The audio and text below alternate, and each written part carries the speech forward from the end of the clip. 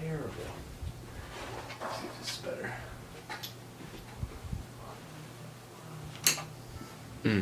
Probably not. So basically, iridescence. This is Brockhampton.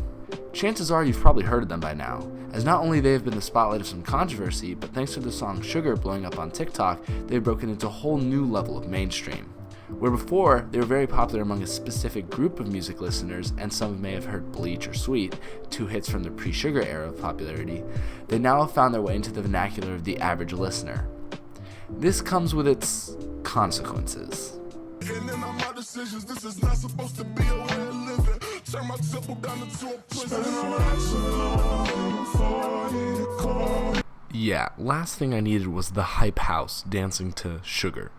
But what many average listeners may not tune into is their fourth album, Iridescence. This is commonly seen as the odd one out in their discography, coming off the heels of the Amir Van controversy and the cancellation of 3 whole projects, Puppy, Let's Get Married, and Team Effort, only the former really getting any substantial release in the form of snippets and Instagram lives. But on September 21st of 2018, after an exhausting 9-month wait, compared to the only 2 to 4 month wait between Saturation albums, Brockhampton dropped the whole of Iridescence, only having released Jover the night before. Disclaimer, this is in every sense of the word biased. I love Brockhampton, their style, and they're probably my favorite artist, so I'm coming from the perspective of a fan rather than a critic. Anyways, with that out of the way, let's get started.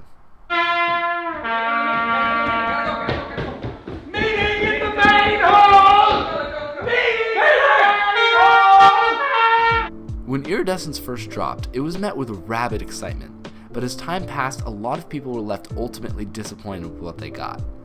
The long wait between albums had expectations exceedingly high, and needless to say, the album is not what people were expecting. In their review, Pitchfork said that, quote, "The balance Brockhampton had carefully calibrated by the final installment of its Saturation trilogy is out of whack here, with its rappers and producers biting off more than they can chew," end quote. Fantano gave it a 7, while all the other albums got a 9 or an 8. People argued it was disorganized and confused, it didn't know where it wanted to be, and the album experience suffered because of it. But, as I am unfortunately a Brockhampton stan, I've been left to defend this album on multiple occasions to many friends. Its issues are pretty obvious from the start, unlike the issues contained within the Saturation trilogy, which is what makes it easier to point them out and be like, here, this is the problem and why it's worse. But in my opinion, a lot of the shortcomings people have with the album makes it the strong force that it is today. The album is thrashing, energetic, discordant, and upset. The songs don't know whether to be angry and chaotic or gentle and melancholic. And where the Saturations transition through these emotions gradually and linearly throughout the albums, the formula in Iridescence is much more chaotic and rocky, reflecting their emotions and lives at the time. This was an extremely turbulent time in their lives. Once everything with Amir happened, their bullet train of creativity came to a halting stop, destroying that rhythm they'd been riding. It was abrupt, they were torn, sad, and above all else, upset. And not only that, but they were also dealing with the relatively new heights of fame they'd achieved. They had just accepted a record deal with RCA, and this next album would be their label debut. Because of this, and many other things I'm sure, they wanted to do something different and honest. They didn't want to pretend things were alright, or that they felt the same kinetic, creative power they felt in the Saturation era. They wanted to channel everything they were feeling and dealing with into a project accurate to where they were in their lives. So they moved away from the ideas and emotions they had in the then-scrapped Puppy album, snippets of which sound a lot more like they're trying to build off the Saturation era rather than do something completely different. Also, side note, there seems to be a group of people who are really taking Amir's side in all this. Not only do they excuse what he did because he's changed, which no signs really point to that being true, but they also kind of blindly praise his solo work, which is, I guess in my opinion, less than stellar. He just repeats the same shit he's always talked about. I enjoyed it when he was in Brockhampton, but as a solo artist, it doesn't seem like he has enough to say. I got bottles of pills that keep me from going crazy. I took like 2 of them pills, I can't remember nothing. I took a pill and I hope I feel it. Flying on my rocket ship, I'm on an acid trip. I took all of this acid, got me disintegrating. Tripping, I'm hallucinating. Tripping harder than ever, got me hallucinating. I took an 8 for them shrooms and now I'm hearing voices. Just 8 mushrooms, took a couple tabs. I've been tripping lately, so a nigga might crash. Guys, this might be crazy, but I think he does drugs. And that's just him talking about pills and psychedelics. Imagine editing together all the times he mentions weed. God damn, that'd be a video in and of itself. I'm seeing demons and monsters, really, it's very scary. It's very scary, my mama don't even recognize me. This a new beginning, call me Jesus, king of niggas. Call me king of the niggas, I need a crown made of thorns. I never write a verse and repeat the same thing. I'ma be a star even if I say the same things. Okay, Amir. And then there's this infamous clip of Fantano. Not to mention, you're going to hear something on this album I would like to call the Brockhampton flow, especially from Amir on numerous tracks. I grew up all alone, my mom and dad fighting. I moved around a lot, I did a shit. I'm a black man with a deadly weapon. I'm a real dog, I found false hope in all kind of places.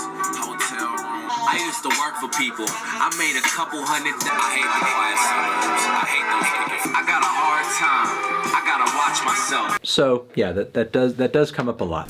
And that's not to say his verses are horrible. They're just very similar in flow, tone, content, everything. And my God, his favorite thing to do is mention Texas. Scumbag from the Lone Star State. Turn it right on Yellowstone. H-Town with Beyonce. I'm from H-Town with the goat in my mouth. Riding through H-Town. Went to school in the Woodlands. Flying out of Houston. Let me say a few things. Back at home with my mama. Had to run away to Houston. Came a long way. I brought Houston, brought Texas with me. But I left Texas. Now you hate me. H-Town nigga, but I want more. Yellowstone, I was raised on it. I'm out in Austin. I got work. And that's not even all the times he mentioned street names in Texas. One last thing I will say is I believe in forgiveness, and I think Amir should have a shot at a solo career and be able to bring himself up from what he was. But my problem with him is the apparent lack of apology, and Emmanuel did nothing to assuage that. Anyways, back to the video. I didn't go to the psychic for myself. And you don't even tell us what happens at the hotel. And it's Going into Iridescence, they wanted turbulence, they wanted recklessness, they wanted anger, they wanted frustration, and they wanted sadness. Delving into the track list, this is evident from the first 2 songs, where the industrial banger New Orleans, which sort of functions as the expected boy band member introduction song they have in each album, except, wait a minute. Tell them boys don't run from us. I've been down too long, cousin. I've been down too long, brother. Tell the world. Yeah, Jaden Smith is on this song, and honestly, I have no idea why. Maybe it's because they felt obligated to after they used him to announce Puppy, but he literally just says the same exact thing Kevin says in a much more boring and monotone reflection. And look, I'm not a Jaden hater, but this feature sucks. Maybe it's not because of Jaden. Maybe it's they just, that's all they gave him. Honest, 100% honest. Am I too harsh on Jaden? I think he puts in a lot of effort, more than some of his peers, and I think a lot of the stuff he does is really cool. He cares about the environment too. Yeah, he does. He does care about that. So I probably am too harsh on him.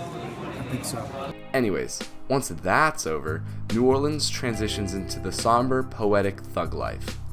Instead of starting the album with a hype and riding that to the end for catharsis, they immediately delve into sorrow, even borrowing the beat for a seamless transition.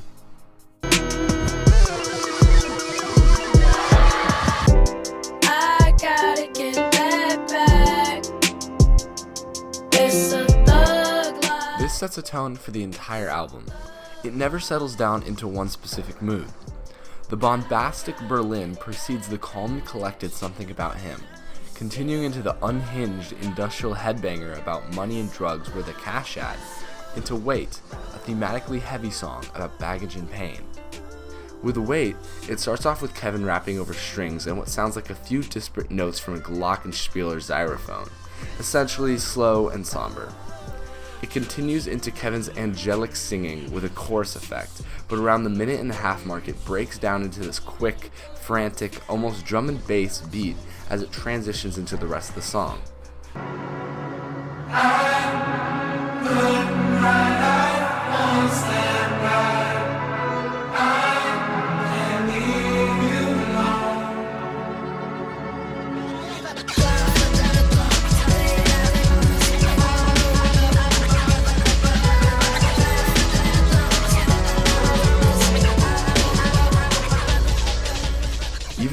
anatomy of a single song.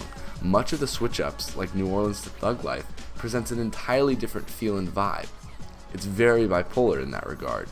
Something really cool too is that in this drum and bass beat switch section, Kevin's vocal manipulation was achieved through the same J37 machine that was used during Sgt. Pepper's, since they recorded this record for the most part in Abbey Road.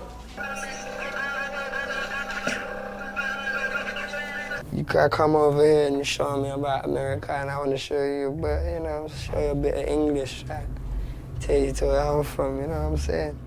Show you around. How you feel about that? I'm done. That sounds great. But you down to rap. What's the most underrated Brockhampton song in your opinion? Gamba. Mine is District on Iridescence. Next. In District, they provide a contrast between the money and material worth they've gained and the increased mental pain and discomfort from their newfound fame, each member dealing with it in their own way. In one of the more obvious lines, Matt says, Money walking, money talk, but money no make comfortable. Big ass house and big ass car don't add up when you die alone. From here it moves to Tape, an energetic but much more stripped back and seemingly honest song. Where District paints in broad strokes, Tape writes confessions in pencil on a notebook. Each member slides in to talk about their insecurities and shortcomings. Behind me, all my life I felt inadequate, and through the years I've dealt with tragedy after tragedy. God, send a message. I'm afraid to shit a bed. What if she want money later, like she got laid off? Hit my lawyer for some paper. I'm afraid to speak my pains, like you lucky where you at. You cool, but quit complaining about all that. It's crazy how things to the best, we're reminiscent till we check ourselves. It's crazy how people who left till they feel left out, but we step for help. Joba talks about his personal demons and past as a social outcast. Matt Champion details his paranoia about people's true intentions and what people want him for. For the last 2 bars, he says how he's afraid to speak up about his issues and what pains him, as he's worried the people around him will chastise him for not being happy because of his success. They think he's cool, but they don't want to go there for him. And Dom talks about how friends who once left him now feel left out that he's taking time for himself to improve his mental health, most likely trying to come back now that he's famous. But other than one specific part in Joba's verse, which you'll see later, I think my favorite has to be Kevin's, right at the start. I could barely rap, I could barely dance, I could barely laugh, I could barely hang. But honestly, see, my mom can't walk, and my lungs don't work where used to. I feel like it's my fault cause of music. I be saying shit just fucking rude and untruing, but truthfully, the words had damage and it's cruel to me. But even more cruel to be, this you in front of niggas that pay to hear me. And one of the lines that cemented Joba as my favorite member, he says, Never claimed to be a saint, forgive me. Feel like the light that I was blessed with is diminished. I'm haunted by the visions of my youth turned true. I've come to expect my expectations aren't true, but I'm a master of believing my lies. And you can't break me, and I can't break at the speed of light. I really love those lines. He says how he's haunted by the visions of his youth turned true, but then says how he's expecting his expectations not to be true. Here he contradicts himself, but he follows it up by saying how he's a master at believing his lies. I think here he's trying to say that he lies to himself, trying to set himself up for failure. He expects himself to be wrong. I love too how this idea of light is set up at the beginning, saying how he feels this light he's been blessed with is diminished, and continues to use it at the end, saying you can't break me, and I can't break at the speed of light. Maybe here he's trying to say how he's strong, but he feels out of control. This light that was established to be within him, or him himself, is going too fast, and he feels he isn't able to relax or stop and gain perspective. Another standout line comes from Matt when he says, Fuck it, I'll be myself now. Tell him I take no shit now. Tell him they work for me now. Tell him my tears they bleed down. Tell him I work like what time for me now. Wondering who is me now. And here, Matt feels this loss of self. He begins with saying, fuck it, I'll be myself now. He's conflicted with who he should be and who people want him to be, and this switching between moods and personalities leads him to question who he is, by the end saying, who is me now? Thinking from ways to feed now, thinking of ways to be everything but right now. I know I constantly find myself out of the moment, looking towards the future or what was. Sometimes being present can be extremely difficult, and I love how he communicated that here. Interestingly enough, this song could be a reference to Videotape by Radiohead. The beat and rhythm in the latter section is very similar to the beat in Tape, The boys actually mentioned that Kid A was an inspiration for Iridescence, although Videotape is found years later on their album In Rainbows.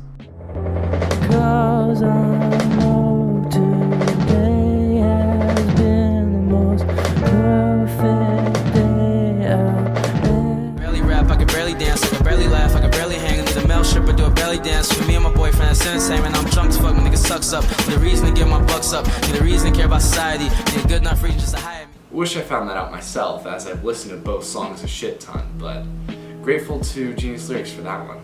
As well as the more obvious name and beat reference though, the content in both songs is similar too. Videotape by Radiohead, to put it shortly, is about how these emotions that he's expressing and putting on tape will be proof of his existence and his imprint on life, his confessions. For Brockhampton, they kind of use this song as a confessional as well, laying out their emotions and insecurities for the people to do with as they will. This old sky, if I die, I hope I'm no random guy. Someone out there that... And while subverting expectations might just be the most overused and annoying phrase in the 21st century when it comes to critiquing art, I wanted to point out that Iridescence does use this to its advantage. Some people may not see it this way, but its jarring nature, in my opinion, was very intentional and effective. While at first the intention behind it may not have fully connected with fans, I know a lot of people who have warmed up to the concept of the method behind the madness and the deliberate use of the previously established formula to throw off the listener.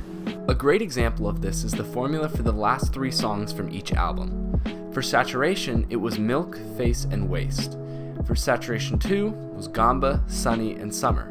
For 3, it was Rental, Stains, and Team. Each album ended quite somberly, with an introspective song, a chill song, and the expected barefaced closer. This created a comfortable wrap-up to each of the albums, concluding them with grace and poise. But Iridescence does not follow this formula. In fact, the beginning of the last 3 songs, San Marcos, is what you'd expect to be the last of the album. Pray, work again, with the diamonds on my back, with the diamonds on my back, yeah. But you know if I waste my time talking about what ain't mine. Atmospheric, introspective, and based upon some simple guitar plucking and strumming. People have drawn comparisons to Milk as well, calling it Milk 2 essentially, due to its themes and message of recognizing their bad habits and past and willingness to change them, or at least desire to work on who they are. It's a process.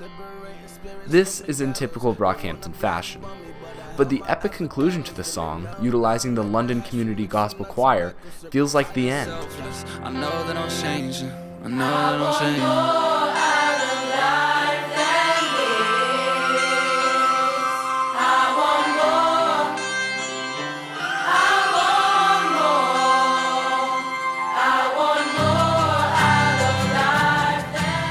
It feels like the statement they wanted to make, yearning to come out of this pit they've been forced into.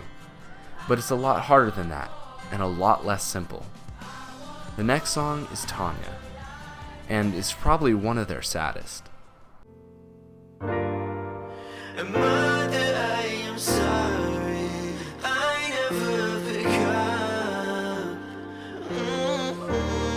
Because I'm afraid to disappoint.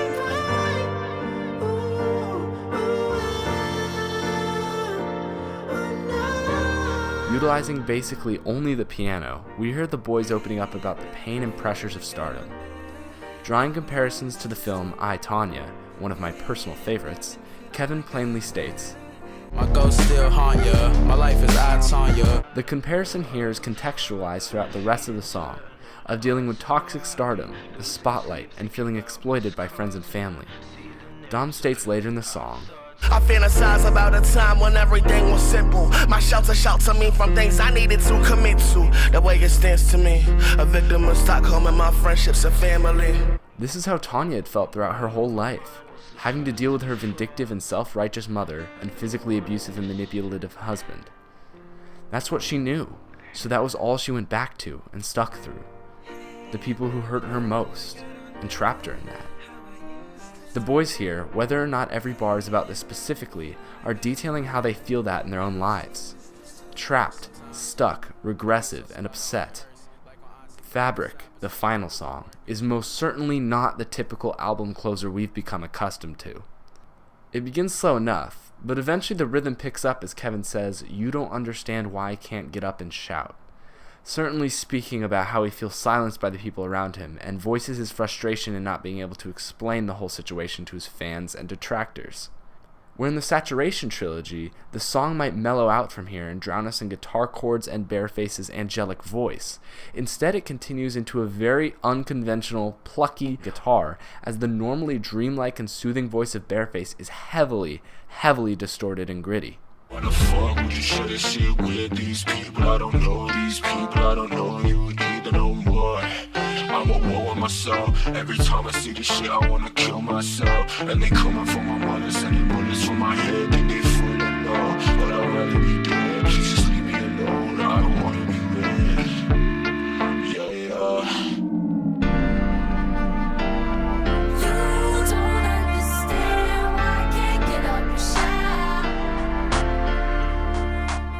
And as the song approaches its end, it breaks down one last time, repeating the chorus.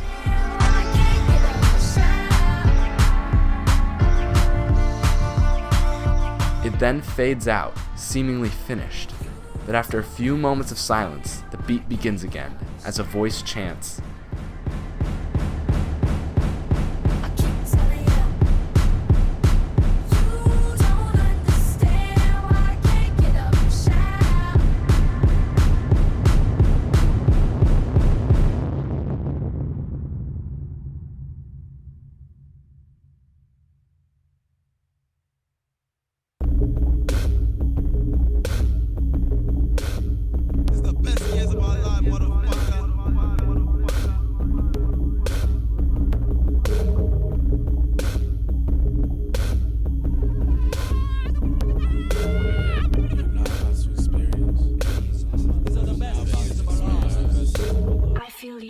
This is certainly supposed to be taken ironically. The themes of how fame is fucking them up and having to deal with a lot more pressure because of the spotlight shines a light on the fact that these best years of your life, being the time to be famous and young in your mid-20s, are gazed upon with rose-tinted glasses. People will assume famous people don't have any problems and chalk it up to being spoiled, but it is most certainly, obviously, not the case. And with that, the album finishes, feeling pretty inconclusive. Even I, who became a big fan of the album, left with a sour taste in my mouth. It took repeated listens to truly appreciate the full extent of what they were trying to communicate. And this frustration pent up throughout the whole album is even more evident when you reach the end and realize there were hardly any moments where they directly addressed anything related to Amir. The anger resulting from not being able to express everything surrounding that stays true to its core and skirts the line, preventing the eventual catharsis we'd reach about the situation in Ginger. And in that, I see it as an honest evolution of their growth around the controversy as a group. I saw this meme about how their music so far has represented the 5 stages of grief, and honestly, it's pretty accurate. One thing I'll say is, the true acceptance stage will probably be whichever album comes out, rather than technical difficulties. I feel Ginger is definitely snug at home in depression, but by the end also in a way serves as its own acceptance. But that'll be a topic for another video. Iridescence is flawed, there's no doubt about it, but people disregard it as a fluke in their discography without trying to appreciate it and understand it for what it is. People may say it's dishonest in the way it avoids talking about Amir, but I don't see it that way. The fact they couldn't divulge all the information and were trying to handle it internally is reflected on the album, where the emotion and anger are there, but they can't detail exactly what happened or what caused it. Honestly, I love it. I want to get in and out of listening to Brockhampton. There's phases where I'll only listen to Iridescence, and some where I'll only listen to Ginger or the Saturation trilogy. They all have things to say, and different moods and periods in life are better suited for certain phases in their growth as a collective.